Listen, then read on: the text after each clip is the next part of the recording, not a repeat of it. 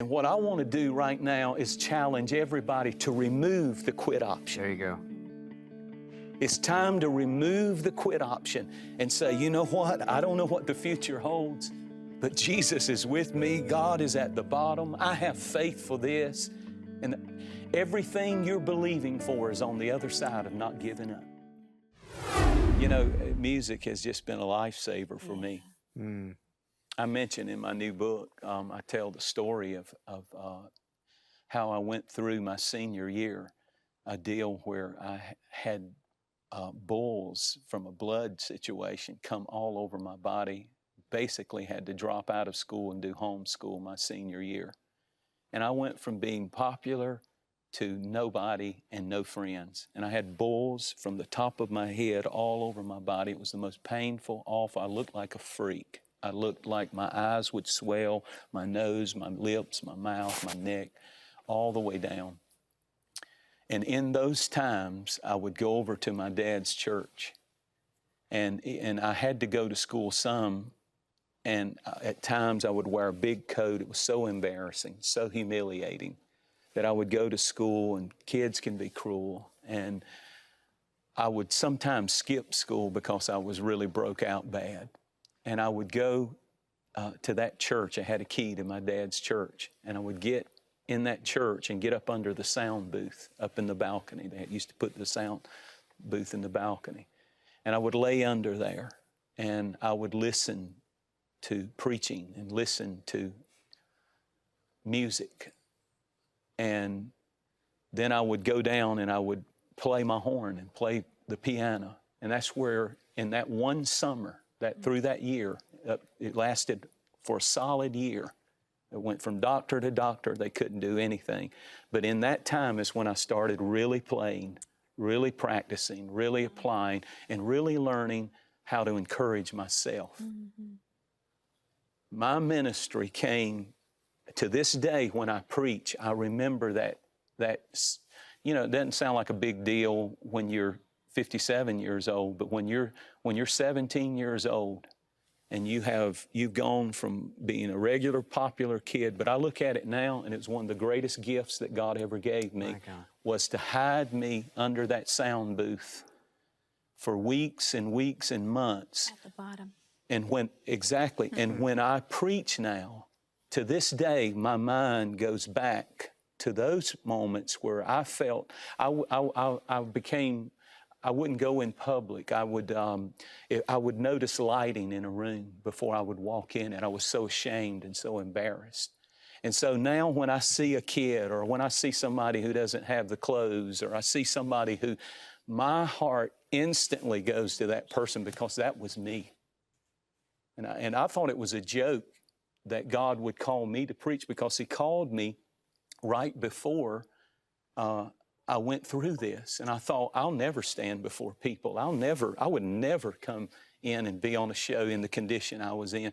But God was teaching me something through that it would, sometimes to this day, when I sing a song or I play a song, I'm not where I am, I go back. My God. I go back to those days where the enemy whispered, demons whispered. I'm just going to say it. Yeah. Kill yourself. Take your life. And it sounds, but to a 17-year-old, when you know, it's one thing when it's a week, a month, 3 months, 6 months. You go through something that's kind of like this situation we're in. You know, enough is enough. Yeah. David said, how long, O Lord? Have you ever been in a situation like that where you said, how long, O Lord? Somebody's been crying out. Yeah. How long is my child going to be in this condition, be an addict? How long am I going to have these issues? How long? But I promise you, God is at the bottom. Jesus is with you, and you have faith for this. But when I worship, I find myself, sometimes I'd spend the night in the church, literally sleep on the pews, and I play piano also. And I'd just play and sing, and out of that worship came my ministry. So how many people are going through that right now? Yeah. That out of this moment, out of this time, the bottom of your rope is where Jesus' office is.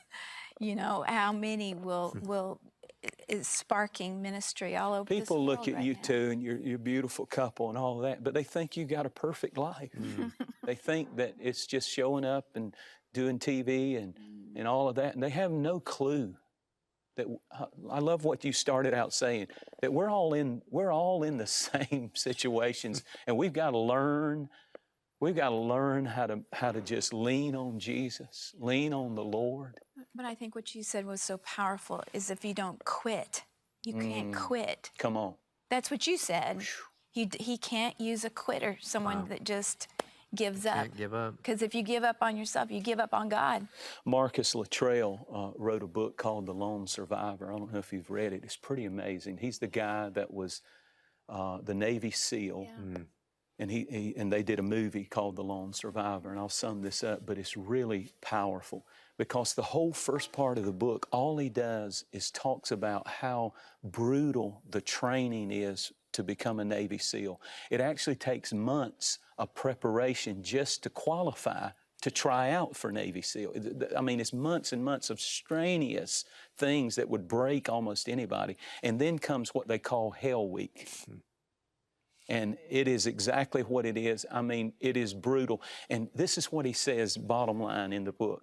He says the instructors are putting more and more and more on you for one reason. It's not to break you physically, but to break you mentally. And so what they do is they set up a bale on like an old-fashioned bale on a stand. And at any moment when you've had all that you can take, all you have to do after you've carried the logs and been in the freezing water, and they just train down the road down here. You can go watch them sometime. And it's unbelievable. Hours and hours, no sleep. Hell Week is just unbelievable. And at any moment that you decide, I can't take it anymore, all you have to do is walk over, don't say a word, take the rope on that bale and just ring the bell. It's called the quit option.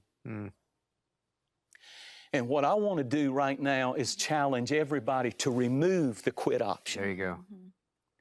It's time to remove the quit option and say, you know what? I don't know what the future holds, but Jesus is with me. God is at the bottom. I have faith for this. And everything you're believing for is on the other side of not giving up. Yeah. Don't you quit now. Now is not, listen, the Bible in Ecclesiastes 3 has 28 seasons. A time to cry, a time to laugh, a time to dance, a time to mourn. One season you'll never find in there, a time to quit. My goodness. There's never a right time to quit. Hold on, worship your way through. At TBN, our mission is to use every available means to reach as many individuals and families as possible with the life-changing gospel of Jesus Christ. Thank you for helping make the gospel of grace go around the world. Without you, we couldn't do it. God bless you.